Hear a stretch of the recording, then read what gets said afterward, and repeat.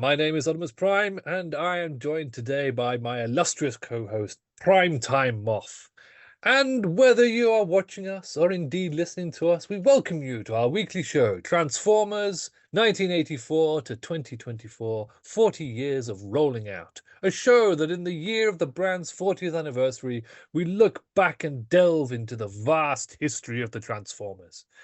If you're new to the show, we will be covering each year of the franchise in its own weekly episode with special episodes throughout the year. So please like, subscribe, and turn on notifications to ensure you do not miss anything on this incredible journey. And I did that in one take. Hey, Moff, how are you today? I am very well, very well. I'm glad to be back to a kind of normal episode recording after our very eventful time at TFUK Con.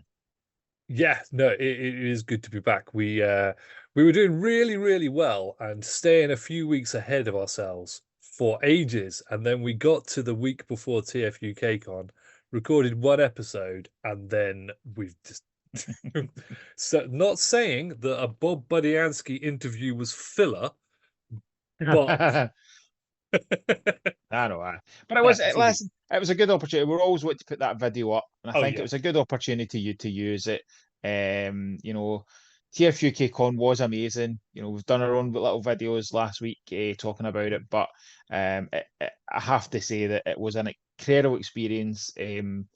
A great privilege for myself to be up on stage, and I'll give you your credit. I couldn't think of a better person to be supporting me. I know that when I ask something to done, you just get it done. We challenges try to get some of the recordings up from like Ben and Andy and stuff, and you just took it in your stride and made it happen. So, and your opening video for the day was absolutely fantastic. I actually, for those that didn't see it, we will get a version of it up. But for those that didn't see it, I did say to Simon afterwards, Simon, where did you steal that from? Not that I didn't believe you could do something so clever, but it was absolutely fantastic.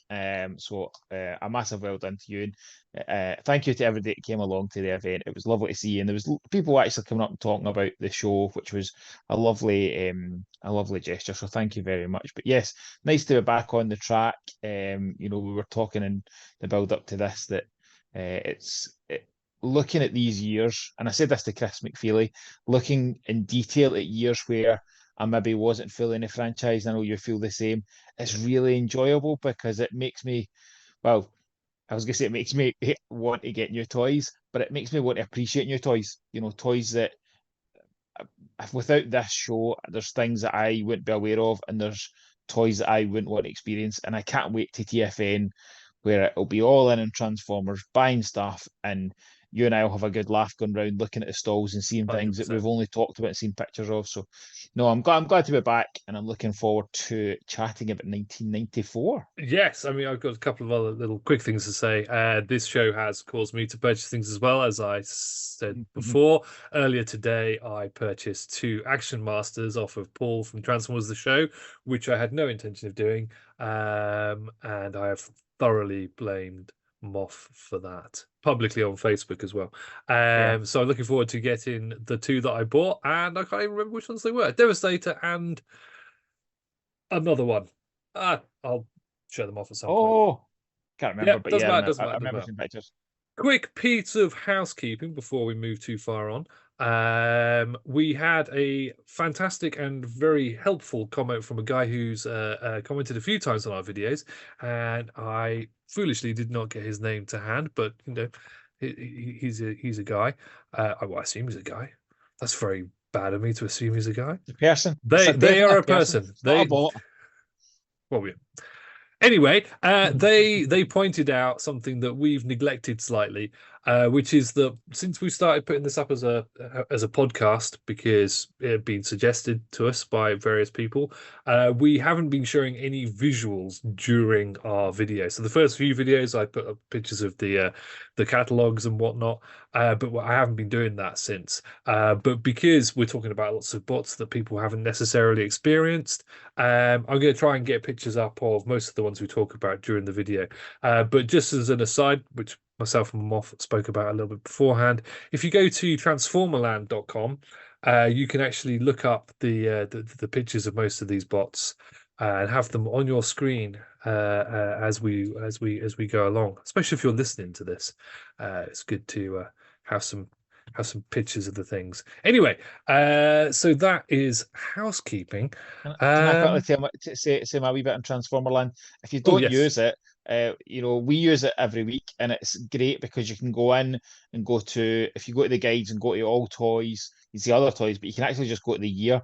So when you're on Transformers, you can go year by year. So it's fantastic accompaniment to this show to watch to read through that, and the other source we use is TF Wiki. We used that, we said that at the beginning, but it's nice to just refer back to them at points.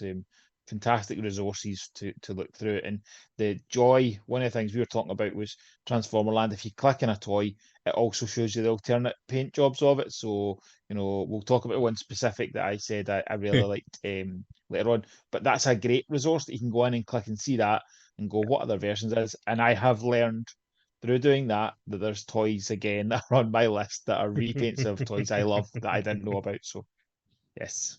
Yes. So again, yeah, TF Wiki and Transformerland, great resources if you're not already using them. Now, sort of connected to our previous week's videos, we've been talking a lot about TFUKCon for many reasons, most of which that we love it, and also we're involved in it. But we're now at 1994, and one very significant thing about 1994 is it's the first ever BotCon. So the first ever official, was it official then? I assume it was official then. No, I don't think it Was was. it not I official? think it only became official later on. I think.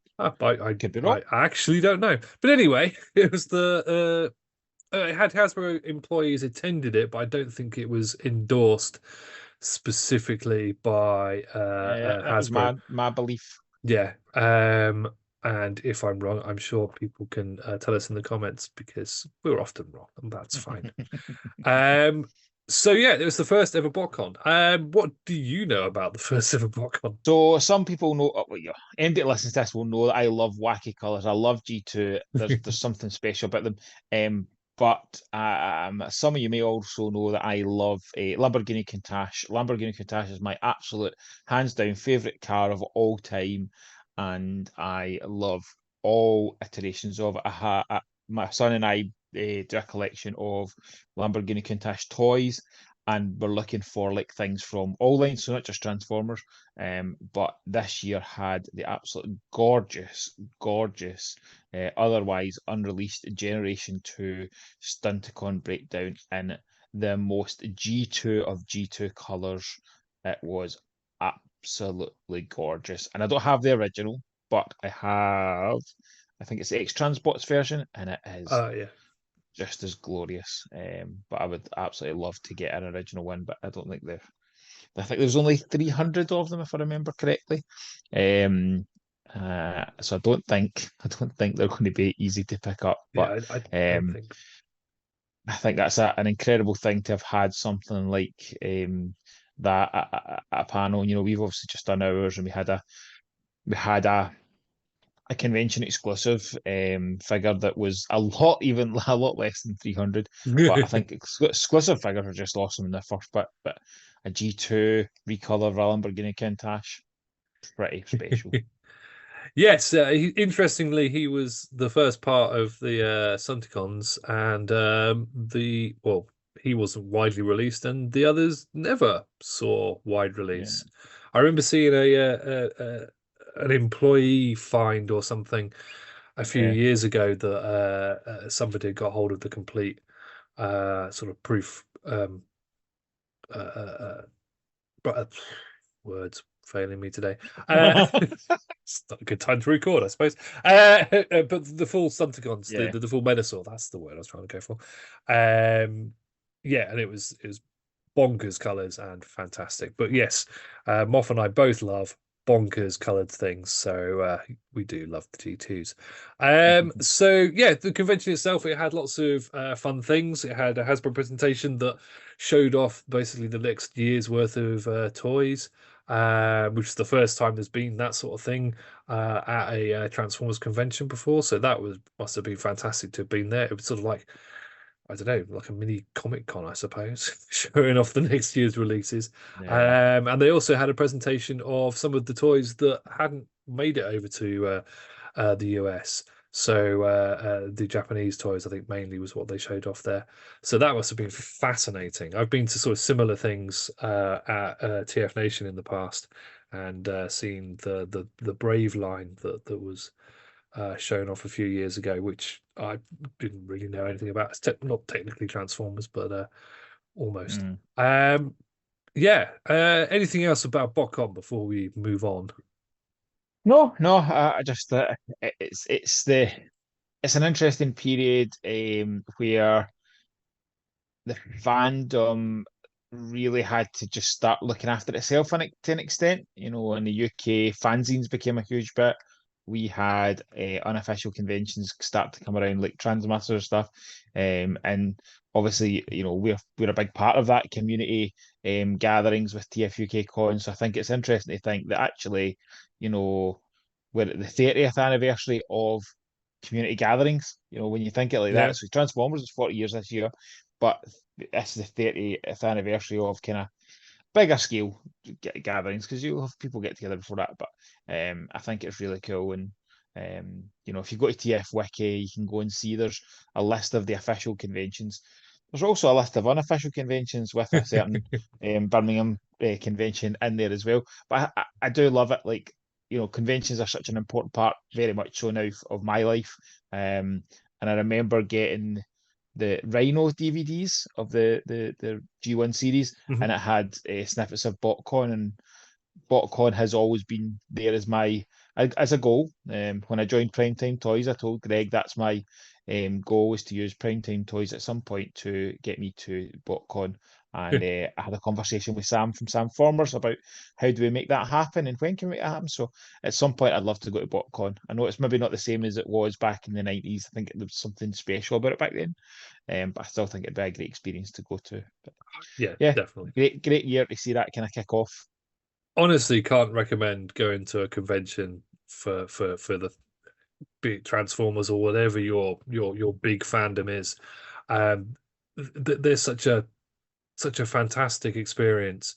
Lots of different people that you'll meet that are into the same things as you, and loads of guests and dealer rooms bespoke to your favorite hobby. It's just amazing. Always recommend anybody to go to one, especially TFUK Con.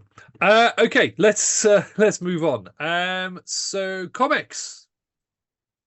Where are we Mm. with My comics? favorite, my favorite. The G2 mini series, the Marvel US is I think, don't know if it's my all-time favorite, but it's certainly one of my top three comic runs. I absolutely love them. I will tell you another TFUK Con story. So last year at TFUK Con, so I picked these comics up in the late 90s from Forbidden Planet Glasgow. I remember picking up the first one when I went on a school visit when I was still in school to go to check out universities. And I went out for Forbidden Planet, picked up the first issue, it blew me away. That cover that is behind me, which I blew up and got Simon for me to print sign for me at the TFUK Con this year. So I had them all, and at some point they have went missing. So I made it my goal at TFUK Cons with Simon there. I thought I'm going to use these as an opportunity to pick them up. So first year I picked up a couple of new copies. Last year I was like, I'm going to get them all, and he told me he was bringing one of everything last year. I thought, oh, I'm going to get them. And I said, I'll get you after the interview. And I went to go up, and my good friend Russ from Toys R Us went up ahead of me. And what did Russ buy? The complete set of G2 comics. And then I couldn't buy a complete set, so I think I bought two at that point. Um, and Simon's like, "Don't worry, I'll make sure we can. I'm sure I've got enough at home. I can bring a full set for next year."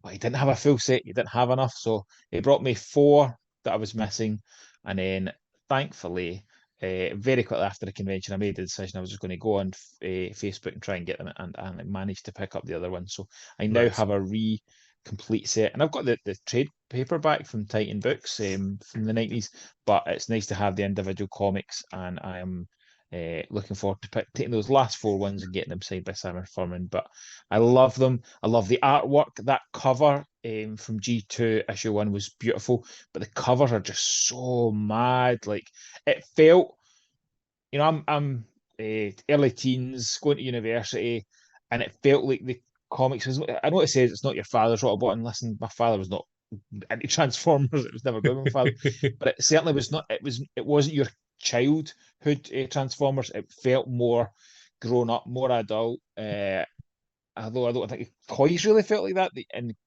controversy, I think the toys feel more kiddish than they've ever done with all the gimmicks.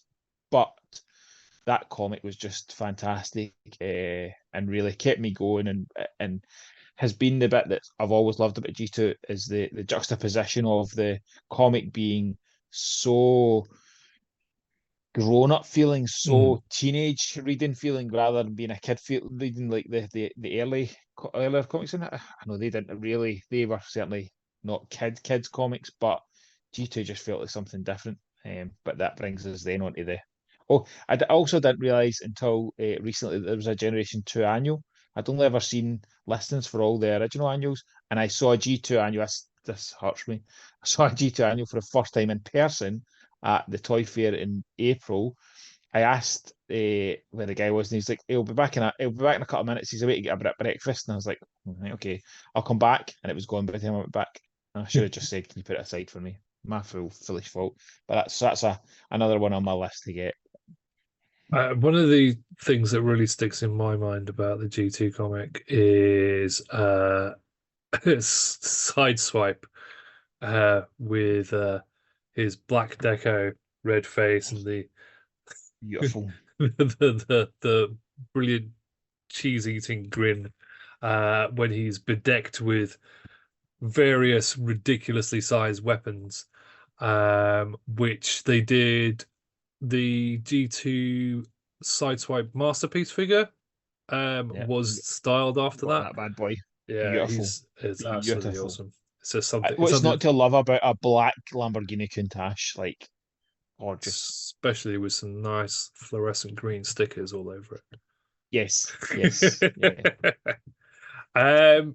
Yeah, so well, let's carry on with the theme of toys then and move on to toys.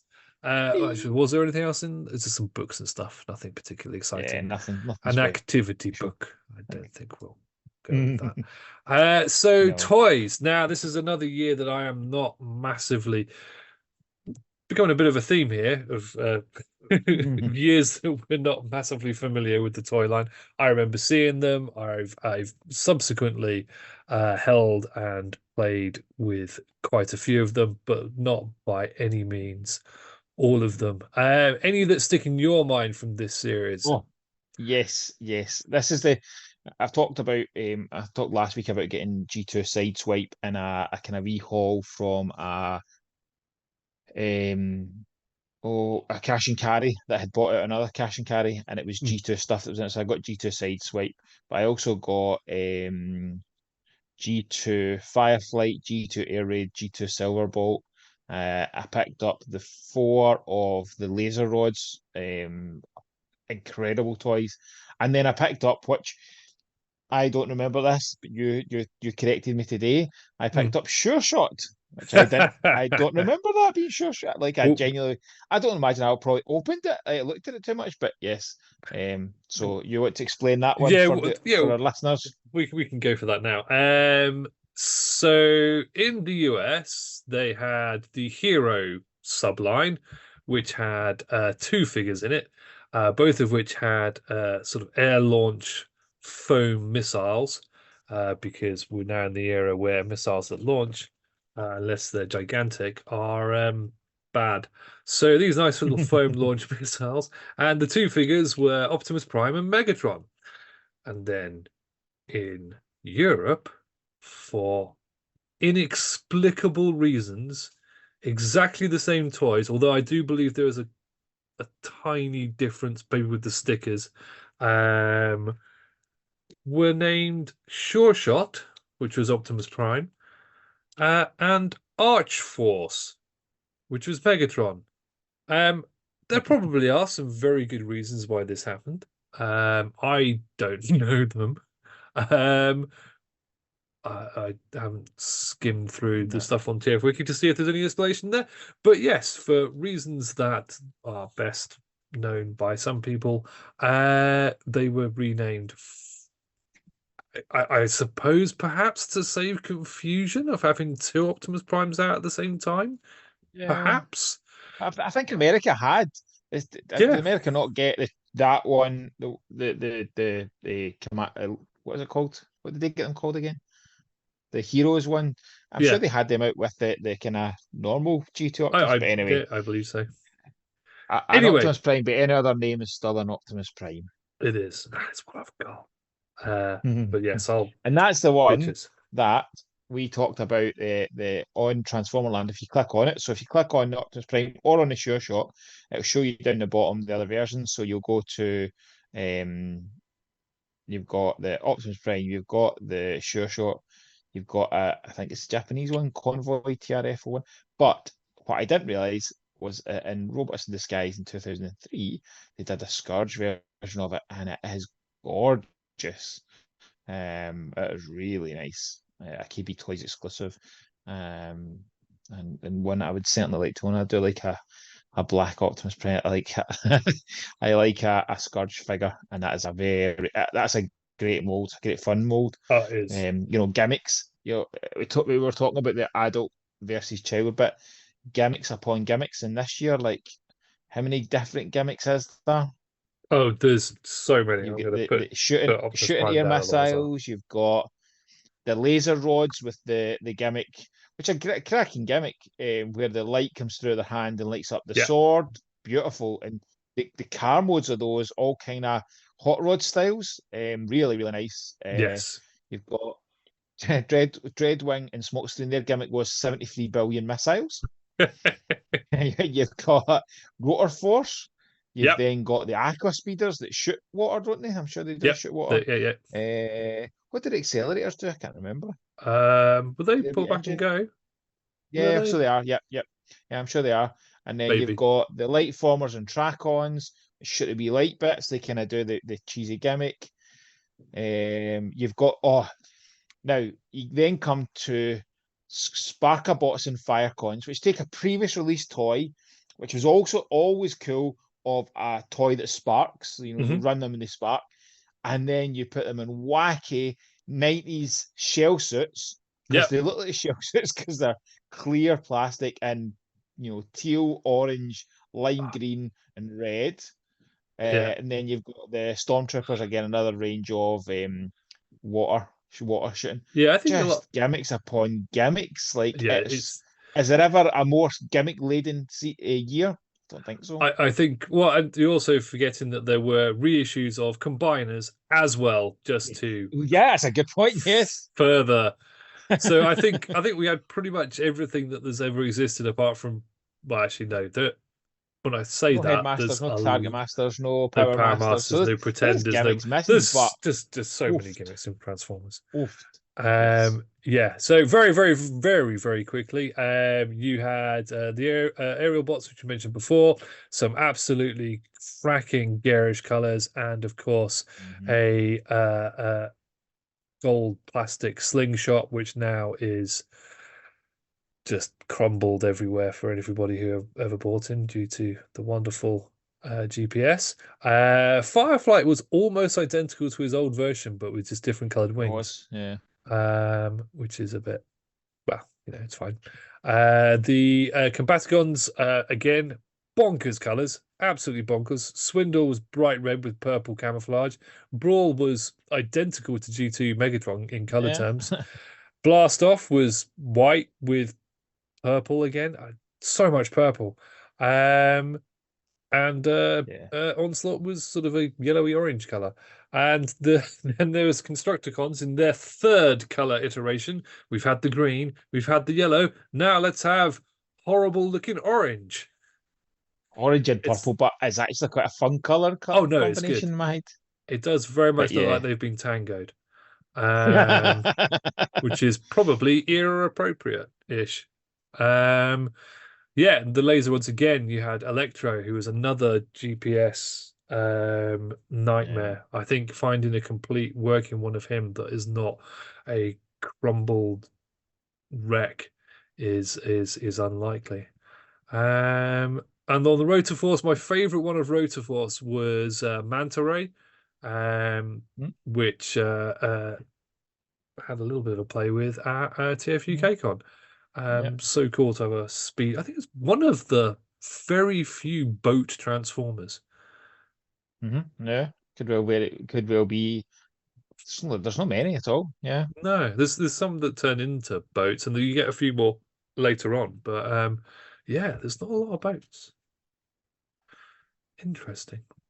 Right. Anything else to say about the toys of this year, Mr. Moff? Um, no, I think this is the point where we talked about colours, the some of the canopies, so the stormtroopers, um, the canopies, the green colorings, some of the colors on these are just absolutely crazy, and I can see why in the 90s it put a lot of people off, but it's one of those ones that I think if people go back and look at these things now, when you know, one of the things we'll talk about throughout the coming years, very much so is, at the time of things coming out, you were like, I want a new Optimus, I want it to look like this, I want it to look like that.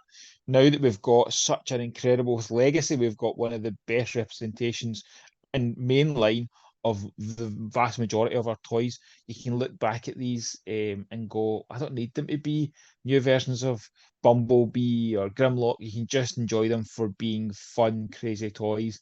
And it's certainly the way I feel about going to a TFN. I'm like, I want to pick up some of the stuff that I didn't experience that I wasn't interested in. Yeah. But you can see why somebody would look at a purple um, Megatron tank with a big orange plunger and go, I don't want that. It's not Megatron. But now I want that Megatron. I've got the green G2 one. I don't have that purple tank. I want that purple tank. I want to experience that. The Optimus Prime of the same ilk is just a great fun toy. So Mm. no, a great year of fun, wacky, crazy Transformers, and again, such a juxtaposition against the comics and the to me the very adult feel. To these feel very kid orientated. My son picked up the what one did you say it was called? Manta Ray, Manta Ray, yeah. and was like, oh, look how cool is this? I think these appeal to kids because that kid bit inside all of us because they're just crazy fun. But yeah, wacky. They're Yeah. wacky. They're crazy. Fun house. Sorry, which is a very I, 90s show, isn't it? yeah, I'm sure is that 90s? it's 80s? I don't yeah, know. no, that's That feels definitely very. yeah, 90s, pretty sure. Yeah, no, they're great. There's so many fun things. I could probably spend hours just talking about the colors, if nothing else. And again, Yeah. the Sparkle Bots and Firecons, it's the lime green wings and spoilers on them, and I need that Yes. sizzle. That sizzle is just absolutely incredible. He looks like Mountain Yeah. Dew poured into a mold, and yeah, I want it. Beautiful. Anyway, so that is probably about all we've got to talk about for 1994. Um, yeah, anything else you Yeah, can think yeah, of? a very quick one. Oh, yeah. Realizing that there's two toys in the same year called Sizzle, Uh, because one of the Sparkle bots is Sizzle, and one of the later ones is Sizzle. that is a good point. I don't know whether that is a UK I'll find that as well thing. to see if it Yes, was the same. sizzle. Oh, yeah. No. Oh, Laser Rod US sizzle. Sparkle bot, Sizzle, and where's Laser Rods? Yeah, maybe it was cool. Yeah, I think it was a US name and a UK name. Yeah, Anyway, there you go. either way. There we go. Double sizzles. That's fun. Okay, so very quickly, what was your bot of the year, Mr. Moff? So I'm going to go for Sizzle, but not the Sizzle that you were talking. I'm going to go for the Laser Rods. I had the Laser Rods, thought they were fantastic. But the black hot rod styling was just, it was gorgeous. What a lovely toy that was. I wish Yeah, I'd still had it, but absolutely I beautiful. don't. And I'm Yourself, going. Simon? Well, it's no real surprise, but I'm going to go for Optimus Prime, mostly because he's here in my hand, and also because he's just such a fun toy. It's the Yes. first time Prime was anything other than a flat-nosed truck, and also it's the first time Prime was a complete vehicle in one go without a separate trailer. And he launches gigantic missiles. I mean, what more could you want? He's actually pretty decently articulated as well. In fact, probably the Hmm. most articulated Optimus Prime at this point. He's got all of the joints move. I'll do a review of him. I'll save that for a prime time with Oddimus. No. It's an Um, interesting one because I'm sure we go in next year. Just when you're saying Optimus Prime, I'm thinking, going, well, the previous year there was an Optimus Prime, the first G2 Optimus Prime, mhm. which was the reissue, the original, but with a black trailer. Then there's this Optimus Prime this year, Yeah. and then there's a new Optimus Prime next year as well. Yes, we are Three reaching. three different Optimus Prime molds in 3 years. This early on in the franchise, that's I no mean, we wonder you are. have issues. The one thing that we haven't actually even mentioned is that this is 10 years of the line. Yeah, This is the 10th yeah. anniversary of the 10 years line. anniversary, So yeah. yeah, I mean, it's no wonder they had a new Optimus Prime and a Megatron for that milestone. Right. I think we're gonna have to wrap things up because time is ticking away. Sure Um, is. so thank you very, very much for watching and or listening. Hopefully we will have appeased some people with some exciting graphical imagery throughout the video. And if you're listening, sorry. You'll have to use the theatre of the mind. Um, but yes, thank you very much for watching or listening. I have been Optimus Prime. And I've been playing time off. Thank you for watching or listening, and we'll see you or speak to you next time. Bye. Bye.